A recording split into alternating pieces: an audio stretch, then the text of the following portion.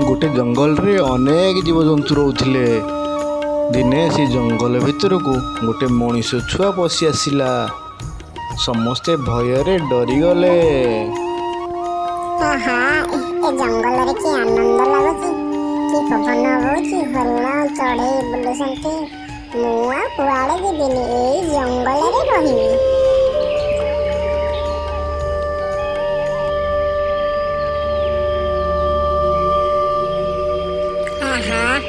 कि सुंदर दृश्य मु सत्तरे बुलुची ना स्वप्न देखुची।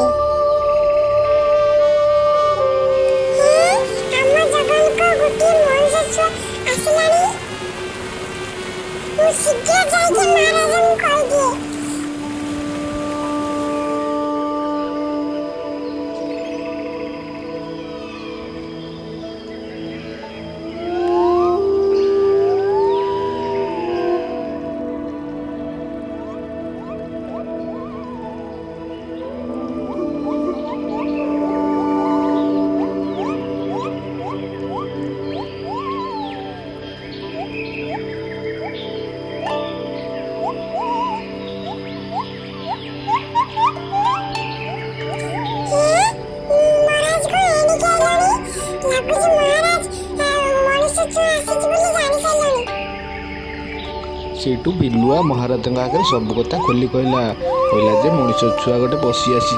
दुहे मिसी से मनीष छुआ पाख गले आ मनीष छुआ को पचारे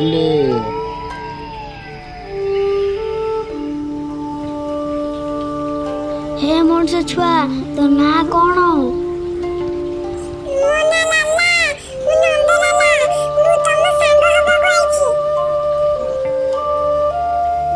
तापरे से माने समस्ते मिसिकी सांग होइले। जंगल रे जेते पशु पक्षी प्राणी थिले लालार समस्ते सांग होइले।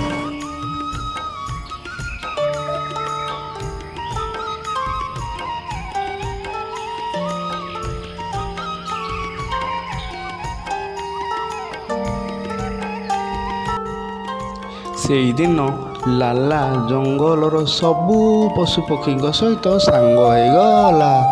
आउ जंगलर सबू पशुपक्षी माने चाहिए केमिति लाला सुरक्षितर सह घरे पहुँचब। से समस्ते मने मने बसी विचार कले। तापरे जंगलर सबू पशुपक्षी माने कहले आमे लाला को छाड़िबा को तांको गाँ को जीवु। तापरे समस्ते मिसिकी एका मुहारे लालांको गाँ को बाहरिले।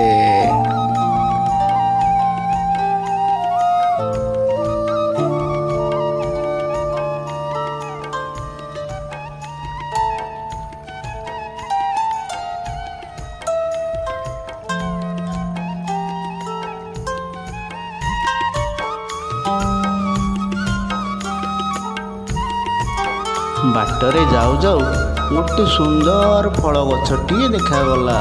समस्ते मन मन विचार कले काका को किछि फल खाइबा को दबा। माकड़ तापरे गछरे चढ़िला धीरे धीरे करी।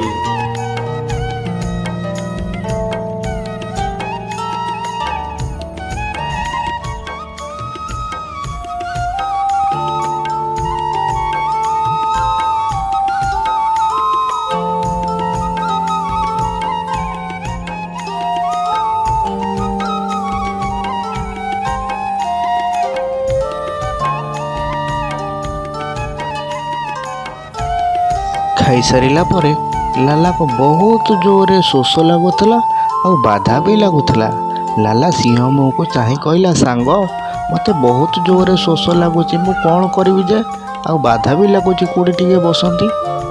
सिंह महाराज एक कथा शुणिकी कहले एई जगहटा सुरक्षित नुह आमे अलग जगह को जीवा सेठी शोष पानी पीवा आ विश्राम नवा। यह शुणी लाला कहला हो चलो जीवा। ये जंगल में बहुत शैतान बास करुले। आउ एमानकर कथा भी गोटे शैतान चुपचाप होकर सबकि शुणुला। आउ से मनीष छुआटा को खाइबापी मन मन विचार करता। आउ यही कथा भी कहला कहला जेपर्यंत ये सिंह अच्छी मुझे मनीष छुआटा को खाई पारिनी। यही कथा भाविकी ସିଏ ସେଇମାନଙ୍କ ପଛରେ ଚାଲିଲା। ଯେମିତି କାକା, ଲାଲା, ସିଂହ ସମସ୍ତେ ବାହାରିଛନ୍ତି, ଶଇତାନ ବି ତାଙ୍କ ପଛେ ପଛେ ଗଲା। ଆଉ ଭାବିଲା, ମୁଁ ସୁଯୋଗ ଦେଖିକି ଏଇ ମଣିଷ ଛୁଆଟାକୁ ଉଠେଇ ନେବି।